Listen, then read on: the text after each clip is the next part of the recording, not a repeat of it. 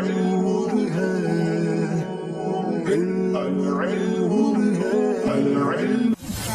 القرآن يوحدنا لطريق الخير يوجهنا الله تعالى أنزله ورسول الله بسم الله الرحمن الرحیم۔ باب دوم استفعال، دوسرا باب استفعال کے وزن پر۔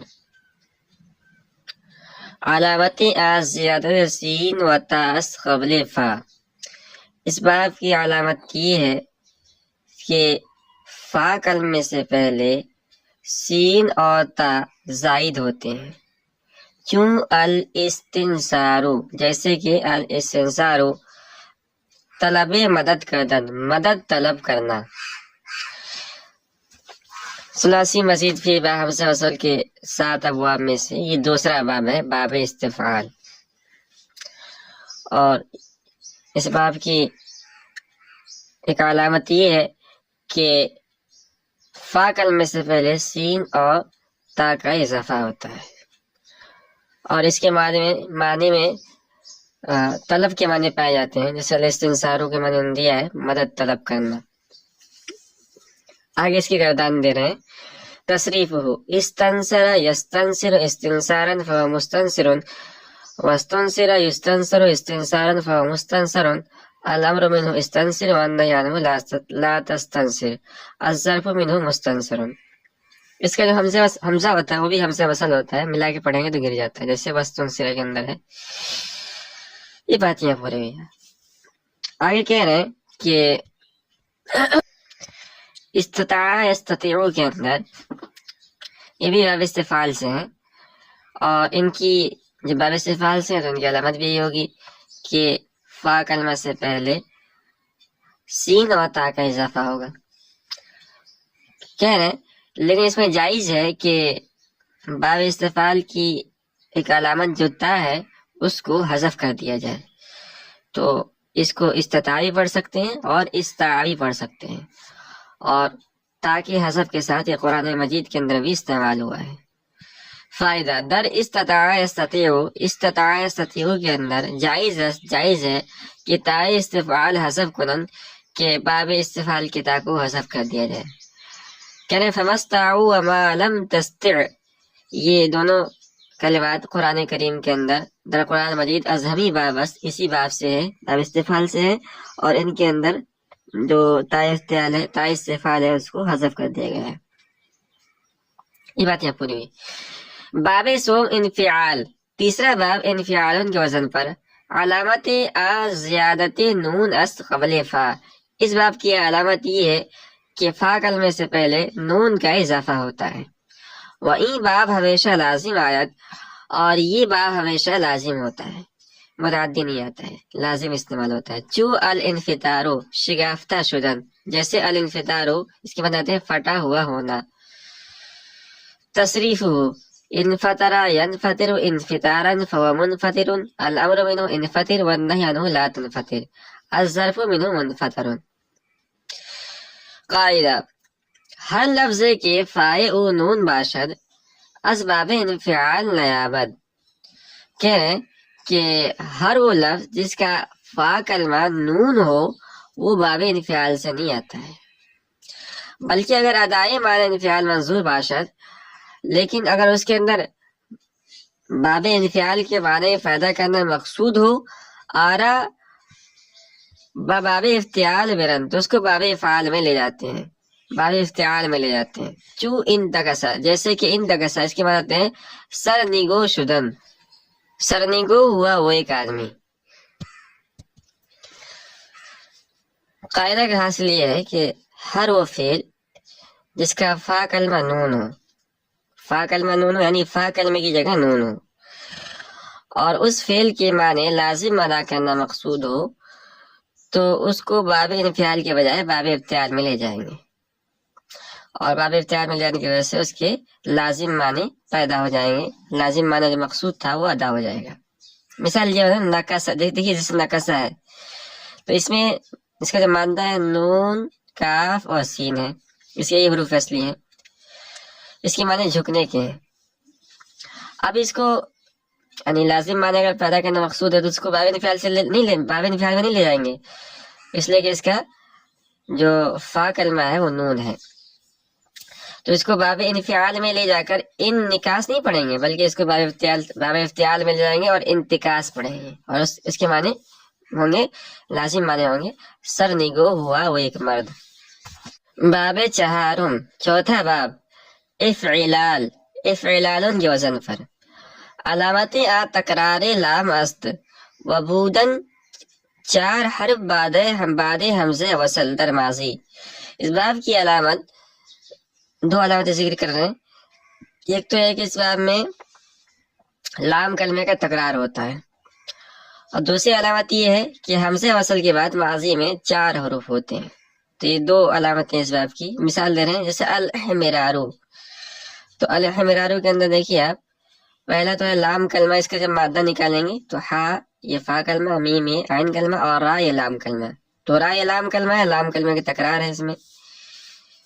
اور دوسری علامت یہ ہے کہ حمزہ وصل کے بعد 4 حرف ہیں. حمرارو کے اندر حمزہ وصل ہے، حمزہ اصلی نہیں بلکہ وصلی ہے، جب ملا کے پڑھیں گے تو گر جائے گا، اور اس کے بعد 4 حرف ہیں. تو اس باب کی 2 علامات ہیں.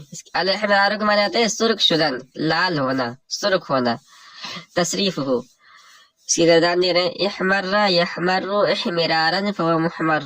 الامر منه احمر احمر احمر والنهي لا تحمر لا تحمري لا تحمر. الظرف منه محمر. یہ بات یہاں پوری ہوئی. اب آگے تعلیل ذکر کر رہے ہیں. کہہ رہے احمر دراصل احمرار بود. احمر اصل میں احمرار تھا. 2 حرف یک جنس جمع آمدن. کہہ رہے کہ 2 حرف ایک جنس کے اکٹھے ہو گئے، یعنی را اور را. اول را ساکن کردہ در دوم ادغام کردہ. تو ان میں سے پہلے کو ساکن کر کے اس کا دوسرے میں ادغام کر دیا. احمرہ شد تو احمرہ ہو گیا. کہہ رہے عبر ہمیں قیاس اس تعلیل یحمرو و یحمرو و اشواہ آ. کہہ رہے اسی پر یحمرو اور یحمرو اور ان جیسے کلمات کی تعلیل کو قیاس کر لیا جائے. اب آگے جو امر کے صیغ یہاں 3 طرح سے ذکر کیے ہیں کہ الامر منو احمرہ احمری احمریر. امر کا جو واحد مذکر کا صیغہ ہے وہ 3 طرح سے آتا ہے. احمرہ بھی آتا ہے، احمری بھی آتا ہے، اور احمریر 3 طرح سے پڑھا جاتا ہے. تو اس کی کیا وجہ ہے اس کو بیان کر رہے ہیں. کہہ رہے ہیں کہ در واحد مذکر امر کے واحد مذکر کے صیغے میں بسبب وقف کی وجہ سے اجتماع ساکنین شد. 2 ساکن اکٹھے ہو گئے، اجتماع ساکنین ہو گئے. کہ ہر 2 راہ ساکن شدن، کہ دونوں راہ یہ ساکن ہو گئے. پہلا راہ تو پہلے سے ساکن تھا، اور دوسرا راہ پر یہ فتحہ تھا، لیکن وقف کی وجہ سے وہ بھی ساکن ہو گیا. تو اب اس کو کیسے پڑھا جائے؟ تو کہہ رہا ہے گاہے رائے دوم را فتح دادن. کبھی دوسرے را کو فتحہ دے دیا جاتا ہے. احمرہ شد تو اس صورت میں احمرہ ہو جاتا ہے. دوسرے را کو فتح کیوں دیا جاتا ہے؟ اس لیے کہ صرفی لوگ کہتے ہیں کہ فتحہ جو ہے یا خف الحرکات ہے، سب سے ہلکی حرکت، اس لیے فتح دیا جاتا ہے. تو اس صورت میں احمرہ پڑھا جاتا ہے. وگاہے کسرہ، اور کبھی کسرہ دے دیا جاتا ہے، تو اس صورت میں احمری شد، تو اس صورت میں احمری پڑھا جاتا ہے. کسرہ کیوں دیا جاتا ہے؟ اس لیے کہ صرفی لوگ کہتے ہیں کہ اصل جو حرکت ہے وہ کسرہ ہے. اذا حرک بالکسر، کسرہ ہی کو اصل حرکت مانتے ہیں. وگاہے فکے ادغام کردن، اور کبھی ادغام نہیں کرتے، ادغام کو چھوڑ دیتے، فکے ادغام کر دیتے ہیں. کیوں فکے ادغام کرتے ہیں؟ اس لیے کہ اس میں جو دوسرا ساکن ہے وہ ساکن غیر لازم ہے، اور اس صورت کے اندر ادغام یہ واجب نہیں ہے بلکہ جائز ہے. اس لیے وہ جواز کا استعمال کرتے ہوئے فکے ادغام کرتے ہیں، یعنی دونوں حرف کو اپنی حالت پہ چھوڑ دیتے ہیں. حسنی رحمۃ اللہ علیہ کہہ رہے ہیں کہ ہم نے تو امر حاضر کے صیغے کے بارے میں بتایا کہ اس کو 3 طرح سے پڑھ سکتے ہیں. باقی جو اور صیغے ہیں جیسے کہ لم یحمری ہے اور مضارع مجزوم کے جو دیگر صیغے ہیں ان کو بھی ان 3 طرح سے پڑھ سکتے ہیں، یعنی فک ادغام کے ساتھ بھی پڑھ سکتے ہیں، کسرے کے ساتھ بھی پڑھ سکتے ہیں اور فتحے کے ساتھ بھی پڑھ سکتے ہیں، جیسے لم یحمرہ، لم یحمری اور لم یحمرر، یہ جو مضارع مجزوم کا صیغہ ہے اس کو ان 3 طرح سے پڑھ سکتے ہیں۔ کہہ رہے لم یحمری و دیگر صیغے مضارع مجزوم را ہم بری نمت باید فہمید، کہہ رہے لم یحمری اور مضارع مجزوم کے دیگر صیغوں کو اسی طریقے پر سمجھ لینا چاہیے۔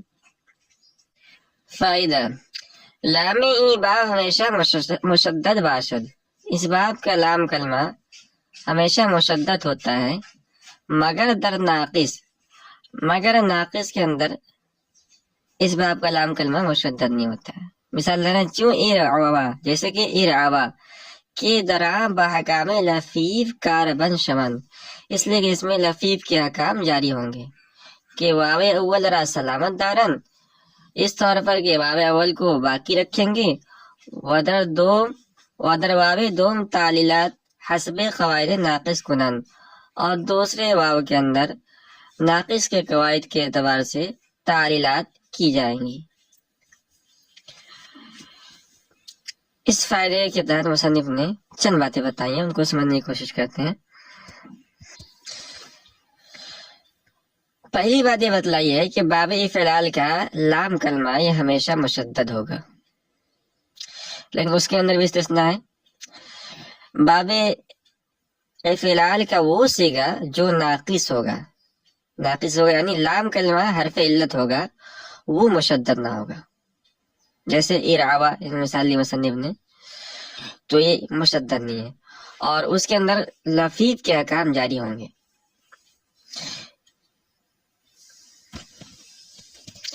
لفیف کے احکام جاری ہوں گے یعنی جس حرف میں 2 حرف علت ہوں، جس کلمے کے اندر 2 حرف علت ہوں، تو جو معاملہ ایسے کلمے کے ساتھ کیا جاتا ہے وہی عمل اس میں بھی کیا جائے گا۔ چانچہ اسی مثال کو لے لیتے ہیں ہم۔ مصنف نے مثال لی ہے ارعوا کی، یہ اصل میں کیا تھا؟ یہ اصل میں تھا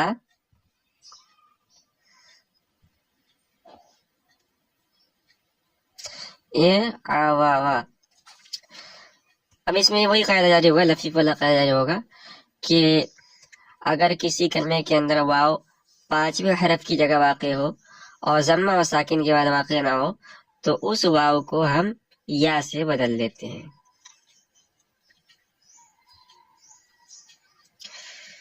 تو یا سے ہم نے بدل دیا، اور پھر یا متحرک ما قبل مفتوح ہے، لہذا اس یا کو ہم علی سے بدل دیں گے، تو ہو جائے گا ارعوا۔ اب اس کو ایسے لکھا جاتا ہے،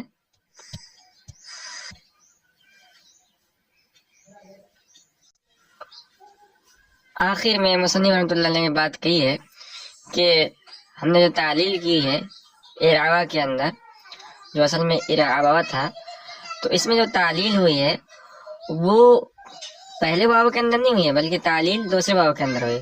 پہلے واو کو اپنی حالت پر باقی رکھا گیا ہے، اور جو ناقص یا لفیف کی قاعدہ جاری ہوا ہے وہ دوسرے واو کے اندر جاری ہوا ہے۔